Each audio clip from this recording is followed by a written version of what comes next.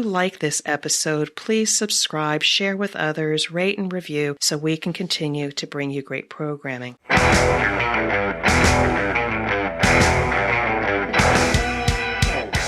is The Thing About Cars, a podcast for car enthusiasts and the people who love them.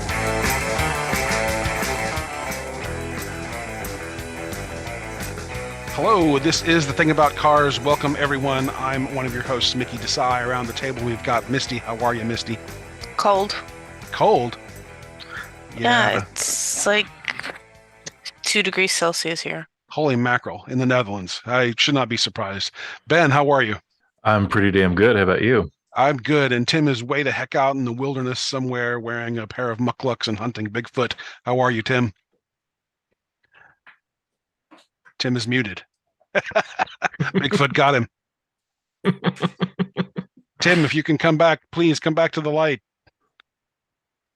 Tim is muted. Oh well, we'll figure it out. Bigfoot.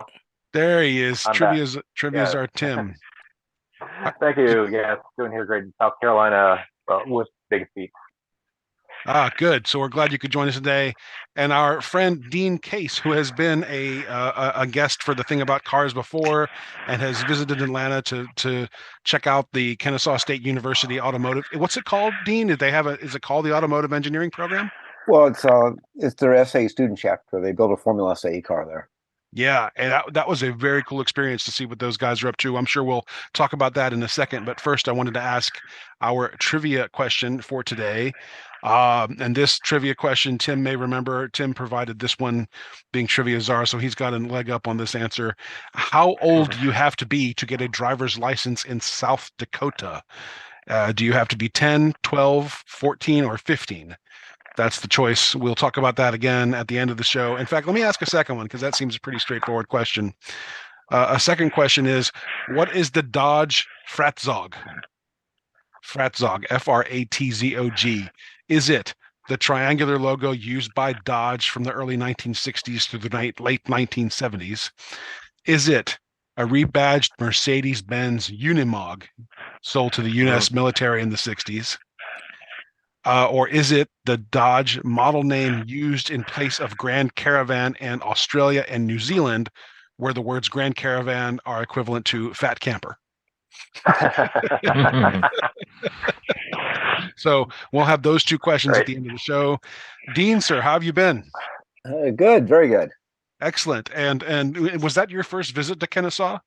No, I think that's my third or fourth time visiting that particular campus. That was my first time checking out the program. I wasn't aware that they had an SAE chapter there. Yeah, it's a very strong one, great group of students, kind of an underdog school, if you will, because it's not as well known as some of the others, but great group of students, nice faculty, good shop, and they run a great program. If you're looking to hire engineers, I would put that on your list of schools you might want to go visit to recruit from. Yeah, they seem like really on the ball folks. I've been trying to be in touch with them to see if there's anything that we can do together as a podcast with their chapter. And I during the hiatus we took over Christmas, I'm afraid I dropped that ball. So I'm trying to pick that up again and see if they can come out to play. What do you do for SAE? Are you representing SAE to schools? Are you coaching kids across the world? What are you doing? Well, I'm part of, there's a number of programs. I was there as part of the SAE Industrial Lecture Program, where there's a number of us who are, subject experts, for lack of a better phrase, who are available to be guest speakers at any of the 200 plus SAE student chapters across the country. So over the years, I've been a guest speaker at over 50 schools. Wow. And my talk is not really technical. Mine is a careers talk, things you don't cover in engineering school. And a lot of it is, what I find, particularly with a lot of the schools, I run into a lot of first generation college students and kids who are really geeked about cars but don't really have any connections or understand how to get their foot in the door. And working on a Formula SAE project or SAE Baja project is a starting point, but they're still trying to figure out how do I leverage that into getting that great job with Honda or Ford or BMW or whoever their dream car company is, or Michelin or Goodyear, or a supplier or a race team. So that's kind of what we talk about when I go visit the schools. Yeah, no, and it was amazing. And those kids clearly, at least the one that I saw, those kids clearly have questions. A lot of engineering programs don't give them the softer side of what it means to do what Right. the rest. Yeah, the simple stuff like job hunting. Yeah. How do you represent yourself? How do you do the networking and stuff like that? So I thought that was pretty valuable for them. You say 50 schools in a year? No, not in a year. Over the years, I've Oh, been. Yeah, it's just when I worked for, it's just I've kind of dovetailed in with some of my other business travel, where I would, it's kind of hard to justify spending the time to fly cross country to speak for 2 hours at a school. But if I can dovetail it in, that particular trip, I was on my way to Sebring, Florida, so I just did a detour, routed myself through Atlanta on the way to Sebring. okay, that's cool. I have a few more questions for you, but I don't want to dominate here in case Misty or Ben have any questions for what any of this means.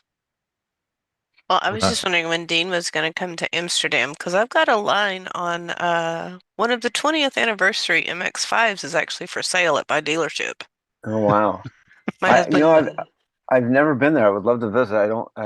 I joke when people ask me if I'm going to a particular race. I said not without a paying client. So I usually I'm looking into trying to get up there in April this year. If I can find cheap enough airfare, I would like to come visit. Um, and Tim, I'm not excluding you. I muted you because I could hear the sounds of you walking through the leaves as you're searching for Bigfoot. So I temporarily muted you in case you need to unmute and interject a question here. But Okay. Yeah. yeah. And actually, and now that you got me online, yes, the noise you might hear in the background is the rain on the tin roof here. And to just throw it out there, Dean, I was a member of the Georgia Tech Formula SAE team back in '87 and '88. I do wow, have early days. Yeah, Georgia Tech's always had. Well, Georgia Tech's involved in everything. They've got Formula SAE, Baja SAE, and they're also involved in the Grassroots Motorsports $2,000 Challenge, where they've won that multiple times. So, yeah, I visited Georgia Tech a couple of times. Yeah, it's a great program. So, Tim, while we're talking about it, what did SAE do for you? Well, let's see. The strange thing is that I don't have a degree in engineering. I ended up going through a different school and a different route after my first couple of years being down at with my involvement with the Georgia Tech team. But it did give me a lot of real world knowledge on automotive mechanics and design. And I was on the bodywork team the first year, so I know how to make a complete fiberglass bodywork set for a vehicle. And just general real life experience as far as wrench turning goes, the biggest thing for me. But like I said, I ended up, calculus and I don't get along together, so I ended up turning away from the world of engineering and went in another direction. Actually, you raise an interesting point. The best Formula SAE and Baja SAE teams have non-engineers involved, because it's not just who can build the best, one-off prototype race car. You have to also have a business plan part of it, and there's a cost analysis. And it should, since it's functionally a spec car they're building, it needs to be good looking. So I always encourage them to, go find the graphics arts majors, find the business majors, and a lot of times the engineers say, well, how do we find these people? I go, it's easy. Walk through the student parking lot, look for any first generation Miata, any Subaru WRX, any BMW, if it has manual transmission. If it's not automatic, walk by. But if it's a manual transmission, they're your people. And just tag their cars. Like, did you know you could be on a race team here at this school? And that's a relatively easy way to find some of those folks. But having non-engineers on the team is usually a huge positive. Yeah. Yeah.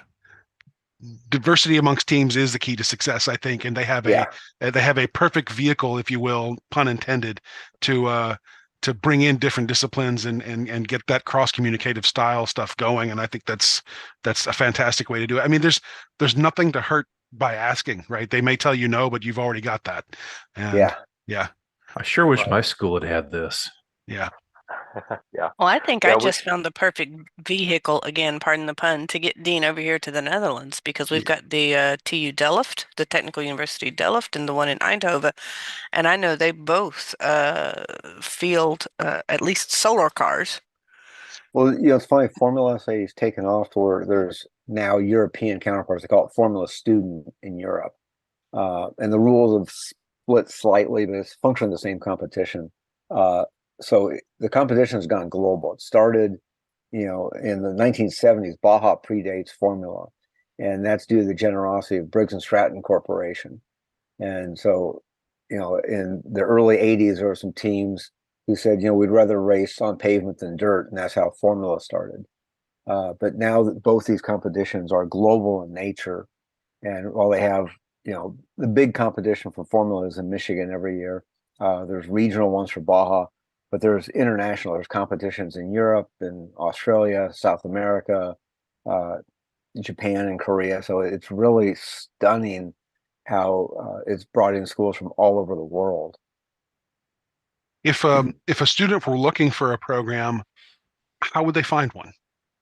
Well, if they're in the U.S., just go to SAE.org and you can find you have to kind of dig through the website a little bit, but you can find the listing for all the college chapters and there's contacts there. But what you'll find that most any university these days that has an engineering program has an SAE student program as well. And so if you just, depends on where you live. I mean, in the Atlanta area, obviously Georgia Tech, Kennesaw State. I think where else have I visited? Even I visit Lanier Tech. University of Georgia added a engineering program a few years back. Originally Georgia Tech was supposed to be the engineering school for University of Georgia, but there's so many students who wanted to get into Georgia Tech, they started a program at UGA. And I visited that one in Athens, so brand new one, but you can find them pretty much anywhere. Lanier Tech's actually in my hometown. I was going to say. Lanier Tech is actually in my hometown. Oh, yeah. And we very affectionately refer to it as Gaines Vegas. Yeah, but actually, my friend John Leverett runs the motorsports engineering program at Lanier Tech. Yeah, I've met John a few times over the years. So yeah, they run a great program there. This is very cool. Very cool stuff. Dean, what else is going on in your life? Anything? What else is happening outside of SAE that we might touch on today? Well, the cool stuff, my friends at Motivo, that's my main client these days. It's a small engineering product development company that really has its roots in motorsports, but now the projects they work on, all forms of electrification and autonomy for ground transportation, aerospace, marine applications, and farm. They developed an electric autonomous tractor. Wow. It's spun off as a separate company, Monarch Tractor. So if you got any listeners who are looking for engineering careers, please look at Motivo and look at Monarch Tractors. Motivo. I'm going to, what's that? What do they have a website? Dean? Yeah, Motivo.com. Motivo.com. Okay, very simple. That's good. And just I forgot one thing about the SAE pursuit is that individual teams, as they put together their cars, those cars can be sponsored by local they can get local sponsorships from local businesses and stuff, can't they? Oh, well, not just local, but international. I mean, what the funny thing about Formula SAE is you can go to a competition and see a car that will have stickers of Ford, GM, and Chrysler and Toyota, then powered by like a Kawasaki or something. Because the value there is not sponsorship in terms of what is the value of the sticker on the car. It's promoting education and meeting. The reason companies do this, if you go to the competition, you'll find 100+ schools there. No one has the budget and time to go visit and interview students at 100 universities, but you go to one event and meet the best students with their, in essence, rolling resume. It's very cost and time effective, which is why companies will sponsor it. And that's why when I worked for Ford in the 90s, we went around, we found at the time, I think there was only like 80 schools entered in the 90s. And Ford was sponsoring like 30 of the schools to varying degrees. And so it wasn't like, hey, we favor this school. We kind of spread the money around because we're just trying to use it as for spotting talent. So, but and yes, and to case in point, when I was at the Georgia Tech team, we had sponsorship from both General Motors and from Honda, because yes, we had a Honda power plant, and I know that we had a couple of our guys who were also interning at GM in the summer, and I know the fruits of the labor of Formula SAE. If you go to most race teams, professional race teams in the U.S., you'll find several graduates of Formula SAE doing engineering on those vehicles, whether it's in construction and design or the actual day-to-day running of the race car on the track. You know, pulling from those skills they developed at Formula SAE. You're absolutely right. I mean, actually, if you don't have Formula SAE or Baja SAE in your resume, most race teams will not even talk to you. If you go to the IndyCar paddock or IMSA paddock or any place, I can almost guarantee you any engineer under the age of probably 45 has Formula SAE in their resume. Wow. I mean, it's really, in racing, you almost just can't get the position because you're starting out 4 years behind if you don't have that experience. Sounds indispensable for anybody who wants to remain in the industry. Well, it's certainly the fast track in. I mean, there's other ways you can do it, but if I ever meet a student who professes interest in cars but doesn't want to get involved in one of these programs, it's kind of like, what are you missing here? I mean, unless occasionally you have a student who maybe is going to school part-time while working, has got such time conflicts they can't do it. But if they miss it, they've really missed a golden opportunity. My generation, when you'd get a job interview, I'd have to spend half the interview explaining what SAE Baja was. Now everyone who you'd be interviewing with knows exactly what it is and doesn't want to know the overall. They want to know the details of, it'd be, Tim, what did you do on the project? Not just tell me about the project. I mean, they'd be very, very specific. Right. Wow. Yes. What skills did you use? What knowledge did you acquire? And how can you use that in our organization? Exactly. Dean, very exciting stuff. Please keep us posted and let us know if we can do anything to help students in their journey as well. Not just from Kennesaw, not just from Tech. Yeah. Well, I think keep an eye out. The schools in the southeast there once in a while do a little test and tune day. You should go out and see if you can drive one of them. That's an excellent idea. I will definitely be in contact with those folks about that. We will definitely do that. Thanks for that. Let's answer some listener questions, shall we? We'll spend a few minutes doing that. I'm going to do these in backwards fashion here. So our friend Brian Phillips asks, can you overuse cruise control? Are there good and bad practices for using cruise control? And I have a pretty simple answer to this question, but I wanted to see what you guys had to say.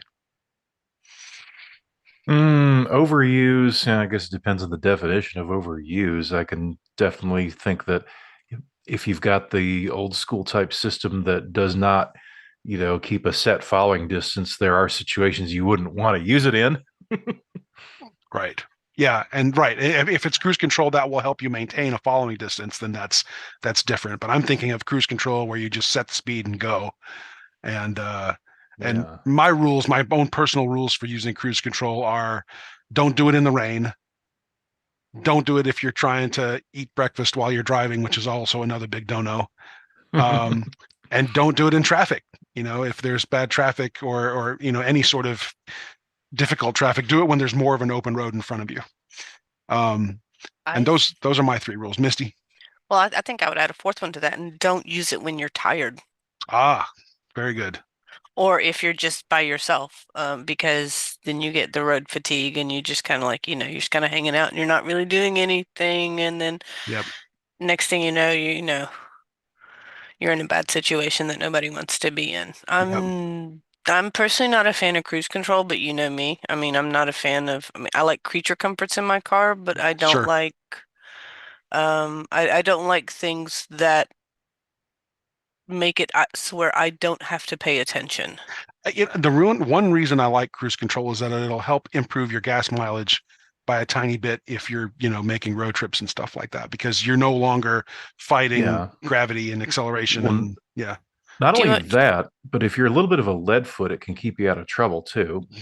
And I use the hell out of it on all my biz travels. For those who don't know among our listeners, I drive many weeks, hundreds of miles a week, sometimes more than 1,000 miles a week to get to all the places I have to go. And it's mostly interstate, and I use the hell out of cruise control in the interstate, not only to keep me from getting the tickets and saving a little gas, but also because it doesn't so much reduce the amount of attention I have to pay. It reduces the number of ways I have to divide my attention with operating the vehicle.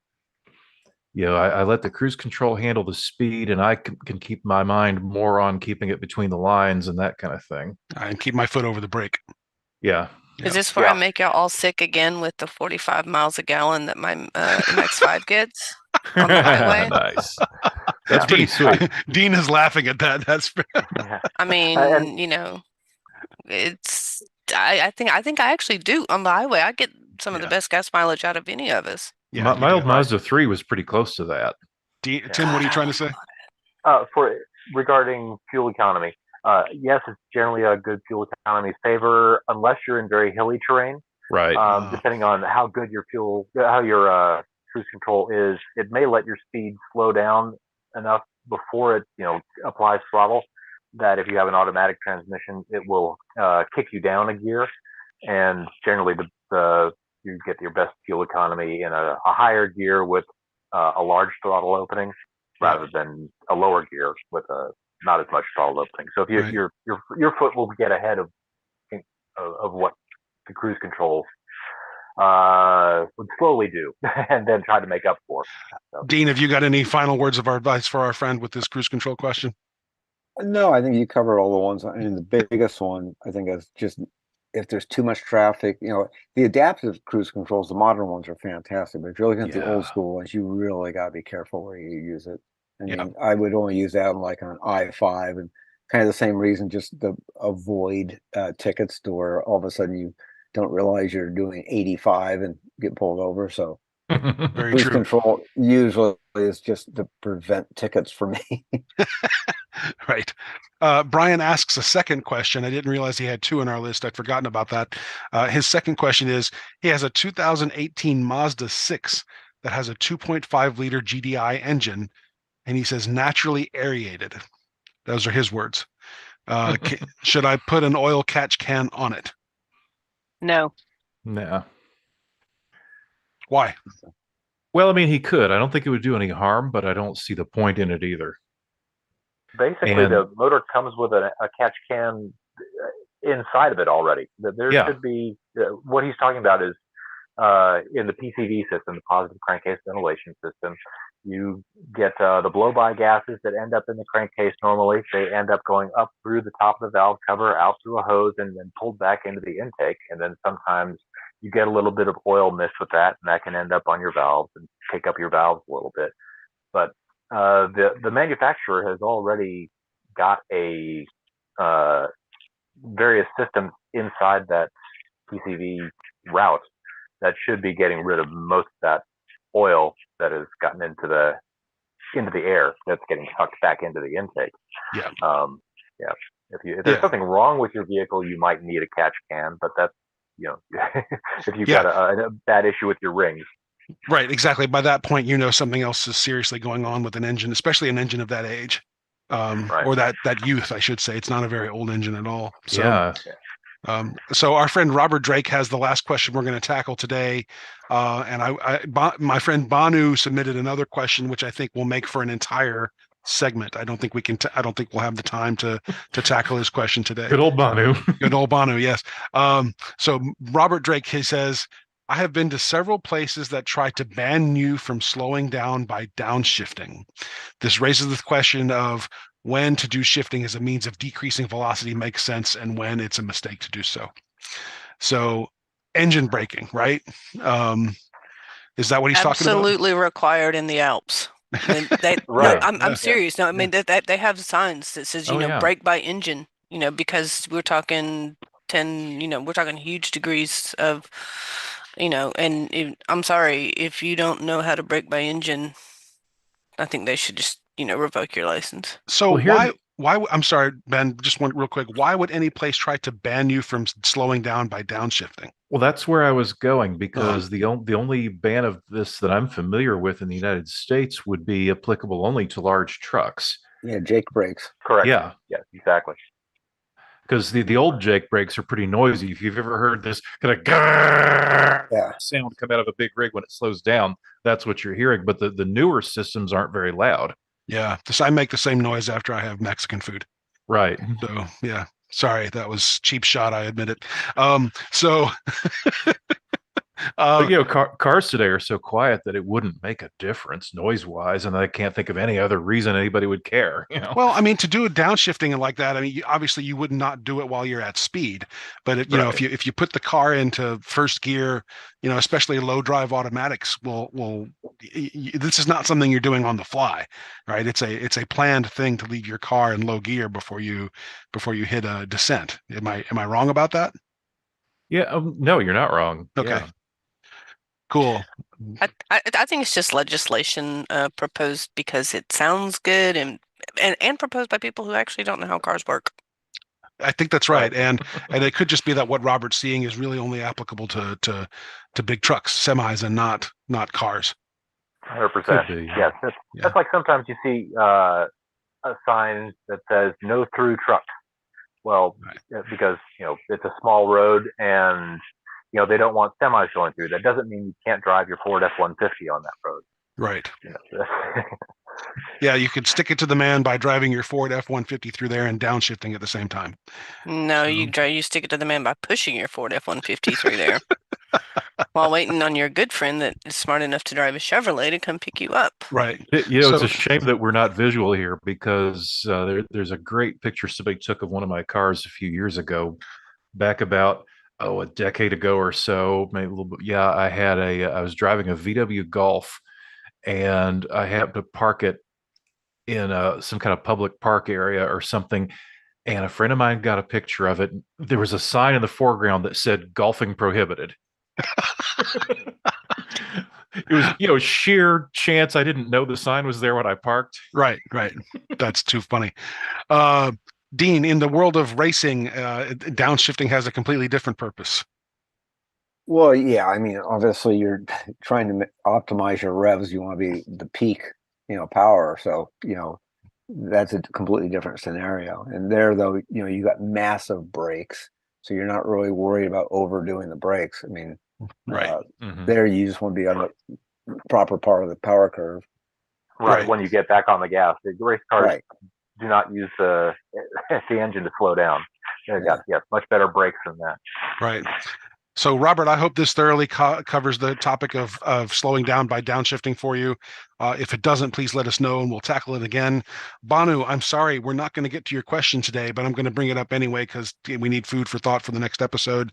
Banu says, and he presented a photo of it, which we can't show you, but he says, can you initiate a discussion of times listeners employed or witnessed the employment of a vehicle for a purpose it was not meant for? As a peripheral example, he says he saw on eBay, an eBay auction, that he was thinking about buying this 1996 Saab runway friction tester. It was a Saab that had been adapted to become a runway friction tester. So different purpose other than just driving every day.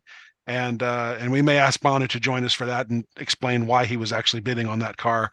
But surely there are other vehicles out there that are adapted to purposes other than driving, and I think we can dedicate a larger segment to that. That'll be fun. Yeah. Yep. Dean, thank you as always for being our guest today. It's always good to see you. And please let us know if you have time or if you're in Georgia again, it would be great to hook up. Yeah, let's have a beer. Absolutely. If you're in Southern California, come by and visit me at Motiva. We're right, it's kind of funny. Our location is very cool. We're right by where the Goodyear Blimp parks. We're right by where the Porsche Experience Center is. So we can go over there for coffee.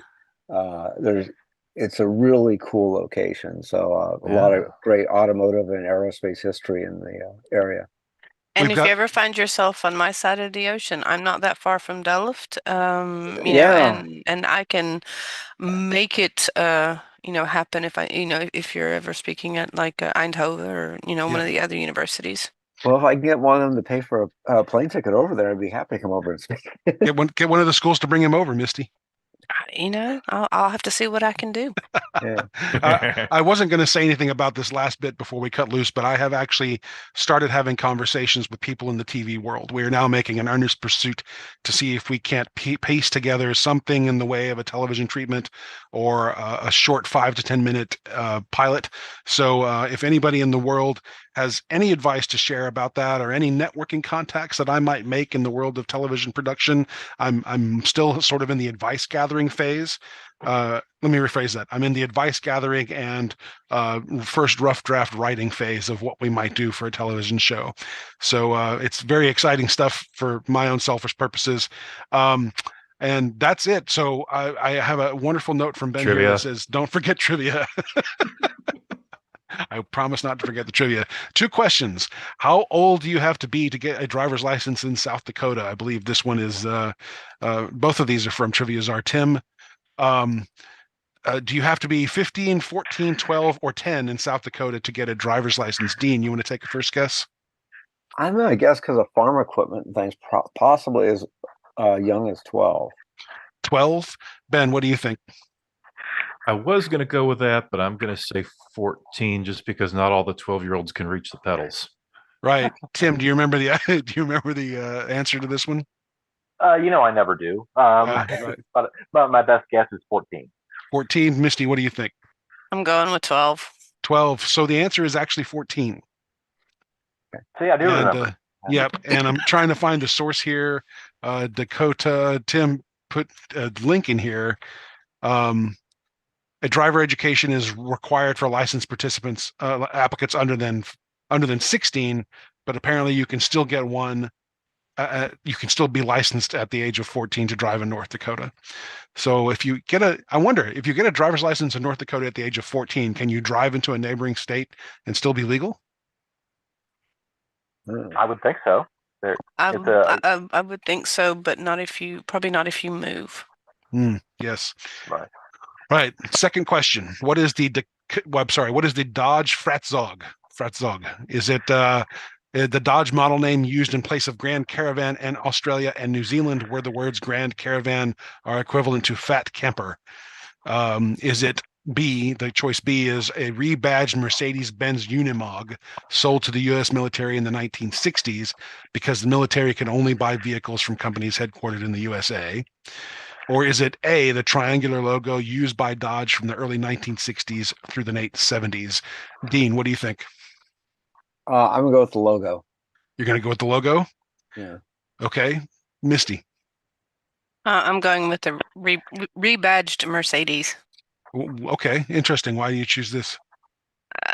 Because they all sound plausible, but the fact that the Mercedes acronym is closest to, Fratzog? Yeah.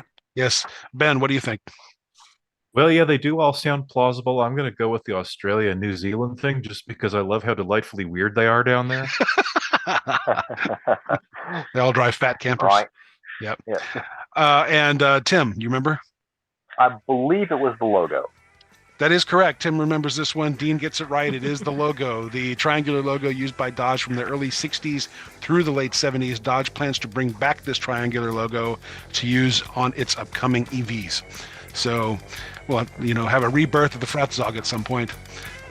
Again, Dean, thank you for stopping by the show and being our guest. Thanks everyone else for listening and being part of the Thing About Cars family. We will see you with another episode in about a week. Take care, everybody. Bye. See ya. Bye, y'all. Bye, everybody. Thank you for listening. This has been The Thing About Cars. We'll see you on the road.